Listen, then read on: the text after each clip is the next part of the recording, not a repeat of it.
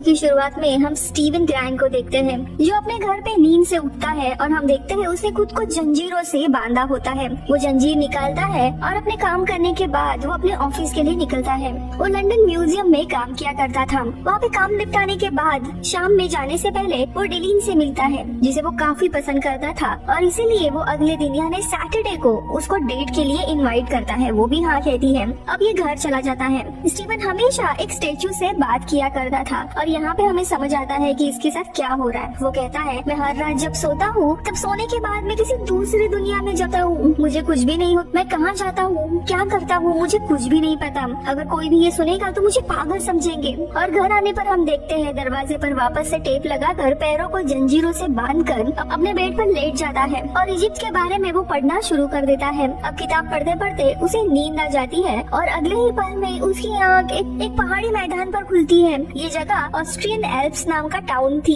जहाँ पे उसे एक आवाज सुनाई देती है लेकिन उसके आसपास कोई भी नहीं था और तभी उसे एहसास होता है कि उसकी जेब में कुछ तो चीज है, इसीलिए वो उसे निकाल कर देखता है। तभी अचानक से उसके पीछे एक साया आता है लेकिन वो पीछे मुड़कर जब देखता है तो वहाँ पर कोई भी नहीं था। तभी एक जगह से कुछ लोग इसके ऊपर हमला करने लगते हैं, इसीलिए वो भागते हुए उस गाँव के टाउन में आ पहुँचता है। वहाँ पे उसे एक जगह पे भीड़ दिखती है। उस भीड़ में था आर्थर हैरो। आर्थर एक ग्रुप का लीडर था और ये सारे इजिप्शियन गॉडेस एमिट को काफी पूछते थे। अब यहाँ पे हम आर्थर को लोगों के ऊपर रिचुअल करते हुए देखते हैं जहाँ पे हम देखते हैं वो कुछ लोगों को हाथ लगाकर उनके सोल को अपने अंदर खींच लेता है और लोग वहीं पे मारे जाते हैं। अब एग्जैक्टली ये रिचुअल क्या है हमें आगे पता चलेगा। तभी उसकी नजर घबराए हुए स्टीवन पर जाती है और वो स्टीवन को हाथ आगे करने के लिए कहता है। दरअसल उसे उसके हाथ में जो डिवाइस था कैरेब वो चाहिए था। हालांकि स्टीवन मना कर देता है लेकिन आर्थर के फॉलोवर्स उसे घेर लेते हैं, इसीलिए वो कैरेब उसे देने के लिए जाता है। लेकिन तभी उसे वापस से वही आवाज सुनाई देती है जो कहती है कि उसे ये चीज मत देना और अपने आप उसके हाथ की मुट्ठी बंद हो जाती है। वो चाहकर भी दे नहीं पाता और अचानक से वो वापस से सो जाता है। कुछ समय के बाद जब उसकी आँख खुलती है तब वो देखता है किसी ने आर्थर के फॉलोअर्स को मार दिया है और अब ये यहाँ से एग्जैक्टली क्या हुआ कुछ भी पता नहीं था। इसके बाद वो आवाज उसे यहाँ से भागने के लिए कहती है और स्टीवन एक गाड़ी को लेकर यहाँ से भाग जाता है। अब इस हादसे के बाद अचानक से स्टीवन की आँख उसके घर में खुलती है। उसे याद आता है कि आज सैटरडे है, डिलन के साथ उसे डिनर पर जाना था, इसीलिए वो रेडी होता है और फटाफट रेस्टोरेंट जाकर उसका इंतजार करता है। लेकिन काफी देर के बावजूद डिलन आती ही नहीं है, इसीलिए वो उसे कॉल करके पूछता है कि तुम अभी तक आई क्यों नहीं हो, मैं तुम्हारा इंतजार कर रहा हूँ। लेकिन तभी डिलन काफी हैरान होती है और उससे कहती है कि हमने सैटरडे का प्लान बनाया था और आज मंडे है, यानी कि 2 दिन पहले हमारी डेट थी और मैं रेस्टोरेंट भी आई थी, तुम्हारा वेट कर रही थी लेकिन तुम ही नहीं आए। अब ये सुनते ही स्टीवन समझ जाता है कि वो 2 दिन तक सोया हुआ था, इसीलिए वो डिलन से माफी मांगता है और वो वापस अपने घर आता है। उसे लगता है कि यहाँ पे कुछ तो गड़बड़ है, कुछ चीजें हिली हुई थी, इसीलिए वो घर की तलाशी लेना शुरू कर देता है और उसे एक जगह एक लॉकर में की और एक मोबाइल मिलता है। इस मोबाइल पर लायला नाम की लड़की के काफी सारे मिस कॉल होते हैं और तभी वापस से लायला का कॉल आता है। वो स्टीवन को मार्क कहकर पुकारती है लेकिन स्टीवन उसे अपना नाम बताता है, इसीलिए वो लड़की फोन कट कर देती है। अब इसके बाद स्टीवन अपने वॉशरूम में जाता है और तब वो मिरर में देखता है तो उसे वापस से वही साया बात करने लगता है। अब ये सुनते ही वो वापस से डर जाता है और घर से भागने लगता है। हर तरफ वो साया उसे दिख रहा होता है जो उसके सपनों में आया करता था। अब अगली सुबह वो म्यूजियम अपने काम पे आता है तो उसे मिलने के लिए वहाँ पे आर्थर आता है, जिसे देखकर स्टीवन भी डर जाता है लेकिन स्टीवन वहाँ से भाग जाता है। अब रात को जब स्टीवन अपना काम निपटा के म्यूजियम बंद करके निकल रहा होता है तभी उसे खतरनाक जानवर की आहट होती है जो अचानक से उसके ऊपर हमला कर देता है। स्टीवन अपनी जान बचाने के लिए भागने लगता है और तभी उसे आर्थर की भी आवाज आती है जो कह रहा था कि तुम्हारे पास जो डिवाइस है यानी कैरेब वो मुझे दे दो। और बचने के लिए वो वॉशरूम के अंदर छुपने जाता है और तभी मिरर में उसे एक बार वापस से एक साया दिखाई देता है जो स्टीवन से कहता है कि तुम मुझे अपना शरीर दे दो, मैं उस खतरनाक क्रीचर से तुम्हें बचा लूंगा। इसलिए स्टीवन उसे इजाजत दे देता है। अब इसके बाद स्टीवन एक अलग ही रूप में आ जाता है जो मून नाइट नाम से जाना जाता है। दरअसल ये एक महान योद्धा था, काफी ताकतवर, और वो उस क्रीचर को मार देता है। अब इसके बाद स्टीवन हमेशा की तरह नींद से उठता है। जब अगली सुबह वो अपने काम पे जाता है तो म्यूजियम की हालत काफी खराब थी। सीसीटीवी फुटेज चेक करने पर पता चलता है कि रात में स्टीवन ने ही ये अफरा तफरी मचाई थी क्योंकि उस सीसीटीवी कैमरे में उस क्रीचर की फुटेज ही नहीं आई थी। यानी सारा इल्जाम स्टीवन पे जाता है और उसे काम से निकाल दिया जाता है। और अपने घर आने के बाद वो इन सवालों का जवाब ढूंढने के लिए वो मोबाइल के साथ उसके साथ एक लॉकर की की भी मिली होती है। वो उस लॉकर कंपनी में जाता है जहाँ पे ऑफिसर उसे मार्क कहकर बुलाता है और उसे उसके लॉकर रूम में लेके जाता है, जहाँ पे उसे एक बैग मिलता है जिसके अंदर काफी सारे पैसे, एक गन, पासपोर्ट जिस पर मार्क लिखा होता है और उसी के अंदर उसे वो कैरेब मिलता है। ये वही कैरेब है जो उसे सिर्फ सपनों में दिखा था। जब वो उसे प्रेस करता है तो उसके पंख आते हैं और वो हवा में उड़ने लगता है। ये दरअसल एक कंपास था और तभी वापस से मिरर में वो साया उसे दिखाई देता है। स्टीवन काफी गुस्से में उसे पूछता है कि भाई तुम हो कौन, मेरी जिंदगी खराब करके रखी है। तो साया बताता है कि मैं मार्क हूँ, इजिप्शियन मून गॉड कॉन्शु का ही एक सेवक। हम दोनों का जीवन एक दूसरे से जुड़ा हुआ है और अभी तुम्हारी जान खतरे में है। अगर तुम्हें जान बचानी है तो तुम्हें अपना शरीर मेरे हवाले करना होगा। स्टीवन बना कर देता है और कहता है कि तुमने काफी सारे इलीगली काम किए हैं, ये पैसे भी वैसे ही इकट्ठा किए हैं। मैं तुमसे छुटकारा पाके रहूंगा और ये बैग मैं पुलिस को जाके दूंगा तो पुलिस सारे आरोप मुझ पे डाल देगी और मुझे जेल में बंद कर देगी। इसके बाद तुम मेरे शरीर के थ्रू कभी भी गलत काम नहीं कर पाओगे क्योंकि मैं कैद रहूंगा जेल में। और गुस्से में वो बैग लेकर वहाँ से जाने लगता है, लेकिन तभी वो साया उसके पीछे लग जाता है। तभी वहाँ पर एक लड़की आती है जो बाइक पर उसे बिठाकर अपने साथ लेकर जाती है। वो बताती है कि वो लाइला है। दरअसल लाइला मार्क की पत्नी होती है। अब लाइला उसे अपने घर पे लेकर जाती है और वो बैग चेक करने लगती है। उसके अंदर उसे कैरेब में मिलता है जिसे देखकर वो काफी हैरान होती है और कहती है हम सालों से इस चीज को ढूंढ रहे हैं, अगर तुम्हें ये पहले से ही मिला था तो तुमने मुझे इसके बारे में क्यों नहीं बताया। और ये सुनकर वो सच्चाई बता देता है कि मैं स्टीवन हूँ, मार्क नहीं। लेकिन आगे कुछ बोल पाए तभी इनके घर की डोरबेल बजती है और जब स्टीवन बाहर जाता है तो वहाँ पे पुलिस आई हुई थी जो उसे अरेस्ट कर लेती है। लेकिन लाइला सही समय पे खिड़की के पीछे जाके छुप जाती है। अब पुलिस वाले स्टीवन को पकड़कर आर्थर के पास ही लेके जाते हैं क्योंकि ये पुलिस भी आर्थर के ही लोग थे। अब यहाँ पे आर्थर के अड्डे पे हम देखते हैं जो स्टीवन को सारी हकीकत बताने लगता है। वो कहता है कि मैं इजिप्शियन गॉडेस एमिट का अवतार हूँ और ये सारे गॉडेस के फॉलोवर हैं। मैं काफी समय पहले गॉड कॉन्शु का अवतार था, यानी उन्हें पूछता था, लेकिन इसके बाद मैंने अपने गॉड को बदल दिया, यानी कि अब मैं गॉडेस एमिट की पूजा करता हूँ। आगे वो बताता है गॉड कॉन्शु और गॉड एमिट के बीच में काफी फर्क है। गॉड कॉन्शु उन इंसानों को सजा देते हैं जिन्होंने गलती की होती है, लेकिन गॉडेस एमिट वो इंसानों को तब सजा देते हैं जब वो कोई भी गलती करने वाले हो, यानी गलती करने से पहले ही उन्हें सजा दी जाती है। अगर ऐसा होता है तो दुनिया में सिर्फ अच्छे ही लोग बचेंगे और इसीलिए मैं लोगों का हाथ छूकर जो भी लोग गलत है, जो गलत काम करने वाले हैं, उनका सोल पहले ही अपने गॉडेस को सैक्रिफाइस करता हूँ। और यहाँ हमें पता चलता है कि उस भीड़ में उस दिन वो लोग मारे जा रहे थे जो गलती करने वाले थे। अब स्टीवन को उसकी बात पर कोई भी भरोसा नहीं होता और वो कहता है जिस भगवान का चेहरा मगरमच्छ का हो मुझे उस पे कोई भी भरोसा नहीं है। अब ये सुनते ही आसपास के सारे लोग गुस्सा होते हैं और उसे मारने ही जाने वाले थे, लेकिन तभी सही समय पे वहाँ पे लाइला आ जाती है जिसके हाथ में कैरेब था। वो स्टीवन को यहाँ से निकाल लेती है। वही दूसरी तरफ आर्थर ने एक बार फिर से उस खतरनाक क्रीचर को बुला लिया था और इनके पीछे वो क्रीचर होता है, इसीलिए मजबूरी में एक बार फिर से स्टीवन मार्क को अपने बॉडी में आने की परमिशन दे देता है, जिसके बाद मार्क एक मून नाइट योद्धा में बदल जाता है और वो उस क्रीचर को मारकर आर्थर के काफी सारे फॉलोअर्स को मार देता है। लेकिन इस लड़ाई में आर्थर के हाथ में कैरेब आ जाता है और वो यहाँ से भागता है। यहाँ पर स्टीवन मार्क से कहता है कि मुझे मेरे बॉडी में वापस आने दो, लेकिन मार्क मना करते हुए कहता है कि अब तुम्हें मिरर के अंदर ही कैद रहना होगा। तभी यहाँ पर इजिप्शियन गॉड कॉन्शु आ जाते हैं जो मार्क से कहते हैं तुम्हें आर्थर से वो कैरेब वापस लेना होगा, लेकिन यहाँ पर मार्क उन्हें मना कर देता है और कहता है ये काम मुझसे नहीं होगा। लेकिन इस पर इजिप्शियन गॉड उसे कहते हैं अगर तुम ये काम नहीं करोगे तो मुझे अपने नए अवतार को चुनना होगा और वो और कोई नहीं बल्कि लाइला होगी, यानी मार्क की वाइफ। लाइला की जान को खतरे में नहीं डालना चाहता था, इसीलिए वो राजी हो जाता है। अब आर्थर इजिप्ट आ चुका था, इसीलिए मार्क को भी इजिप्ट आना पड़ता है। अब यहाँ पर मार्क पहुँच जाता है और वो आर्थर के लोगों पर हमला करता है, लेकिन उसे आर्थर वहाँ कहीं पे भी दिखाई नहीं देता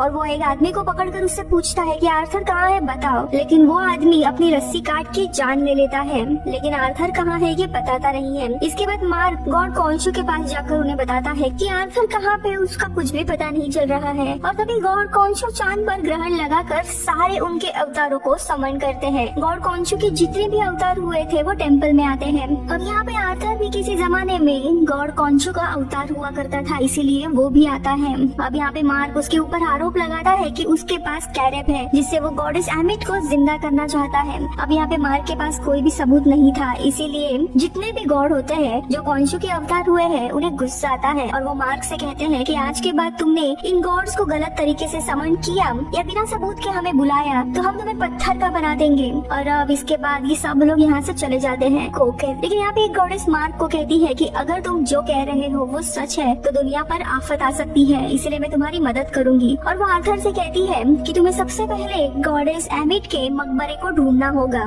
जो कि कैरेब के थ्रू ही ढूंढा जा सकता था, लेकिन कैरेब ऑलरेडी आर्थर के पास था और यहाँ पर भी किसी को पता नहीं था मकबरा कहाँ पर है। और उसके लिए तुम्हें सबसे पहले मर्चे के टाबूत तक पहुँचना होगा, वहीं से तुम्हें उनके मकबरे के बारे में पता चलेगा। और इसके बाद मार्क यहाँ से निकलकर मर्चे के टाबूत को ढूंढना शुरू कर देता है। अब मार्केट में इस टाबूत की तलाश कर रहा था, तभी वहाँ पे वो लाइला को देखता है और काफी डर जाता है क्योंकि लाइला को वो इस जोखिम भरे काम में इन्वॉल्व नहीं करना चाहता था और इसीलिए वो उसे घर जाने के लिए कहता है। लेकिन लाइला कहती है कि जिस टाबूत को तुम ढूंढ रहे हो वो मुझे पता है कहाँ पर है। और मार्क को लेकर वो अपने दोस्त के पास लेके आती है जो पुरानी चीजों को इकट्ठा करता था और इसी के पास वो टाबूत था।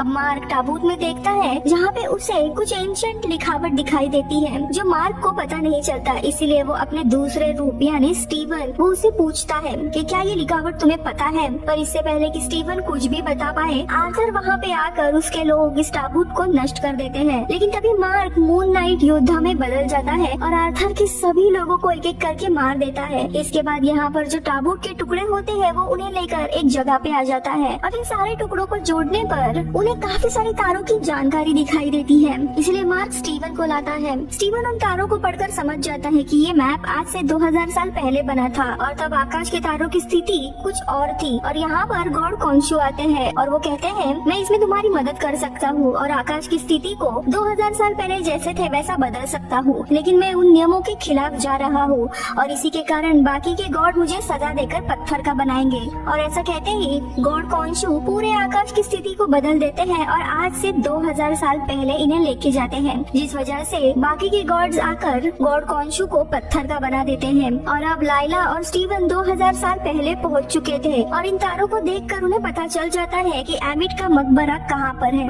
अब ये अपने वक्त में वापस आने के बाद उस मकबरे की तरफ निकल पड़ते हैं और जब स्टीवन मिरर दुनिया में देखता है तो मार्क उसे बार बार कह रहा था कि मुझे अब आने दो, लेकिन स्टीवन मना कर देता है। और इसके बाद स्टीवन और लाइला दोनों मकबरे की जगह पर पहुंच जाते हैं, लेकिन आर्थर पहले से ही यहाँ पे अपने लोगों के साथ पहुंच चुका था और उसने खुदाई शुरू कर दी थी। अब ये दोनों अंदर जाते हैं जहाँ पर भूल भुलैया होता है, लेकिन स्टीवन को इसका भी नॉलेज था और उसे रास्ता मिल जाता है। पर तभी लाइला के ऊपर काफी खतरनाक क्रीचर हमला कर देते हैं। लाइला और उस क्रीचर के बीच में लड़ाई होती है और लाइला उसे ऊपर से नीचे फेंक देती है। आर्थर भी लाइला को देख लेता है और उसे बताता है कि शायद तुम्हें पता नहीं होगा, लेकिन तुम्हारे पिता को और किसी ने नहीं बल्कि तुम्हारे पति मार्क ने मारा था। ये सुनते ही लाइला काफी ज्यादा रोने लगती है क्योंकि मार्क ने इसके बारे में उसे कुछ भी बताया नहीं था। यहाँ पे मार्क उस मकबरे तक पहुँच गया था और वो देखता है ये मकबरा अलेक्जेंडर का था क्योंकि वही एमिट का आखिरी अवतार था। और जब ये मकबरे को खोलता है तो उसे वहाँ पे गॉडेस एमिट की पत्थर की मूर्ति मिल जाती है और यही आर्थर को चाहिए थी। तभी वहाँ पे लाइला आ जाती है और वो उससे पूछने लगती है कि मार्क को बुलाओ, मुझे उससे पूछना है उसने मेरे पिता को क्यों मारा था।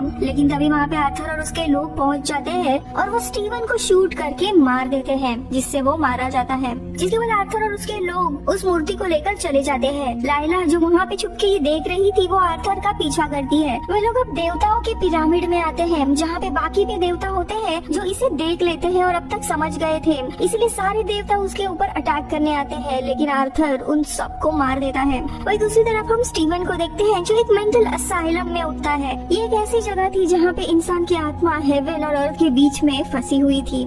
स्टीवन देखता है आर्थर उसका चेकअप कर रहा था, जिसे देखकर वो काफी हैरान होता है और वो वहाँ से भागते हुए एक कमरे में छुपता है और वहाँ से एक बक्से में से मार्क बाहर आता है, जिसे देखकर वो काफी खुश होता है और उसे गले लगता है। और तभी उनके सामने मृत्यु की गॉडेस आ जाती है इन्हें लेने के लिए। ये गॉडेस आत्माओं को इस दुनिया से हेवन तक लेके जाया करती थी, लेकिन सबसे पहले वो इंसानों के दिल को तराजू में तोलकर उनके कर्म देखती थी कि अगर तराजू स्थिर हो जाता है तो उन्हें हेवन लेके जाया जाएगा और अगर तराजू स्थिर ना होता है तो उनकी आत्मा इसी मेंटल असाइलम में रहेगी। दोनों गॉडेस से कहते हैं हमें अर्थ पर वापस जाना होगा, आपको हमें जिंदा करना होगा ताकि हम आर्थर को रोक सकते हैं। तभी गॉडेस कहती है मैं तुम्हें जिंदा कर सकती हूँ, लेकिन उसके पहले तुम्हारे कर्म देखने होंगे। इसके बाद वो इन दोनों का भी दिल निकाल कर तराजू के ऊपर रखती है, लेकिन तराजू स्थिर होता ही नहीं है। इसका कारण ये होता है कि मार्क और स्टीवन ने एक दूसरे को अपनाया ही नहीं था। तभी गॉडेस कहती है कि तुम्हें एक दूसरे को पहचानना होगा, जानना होगा, ऐसी कुछ यादें हैं जिसके बारे में तुम दोनों भी भूल चुके हो, जिसके बाद शायद ये तराजू स्थिर हो सकता है। अब ये दोनों भी वापस से मेंटल असाइलम के डोरवे में आ जाते हैं और यहाँ पर हमें इन दोनों के अतीत के बारे में पता चलता है।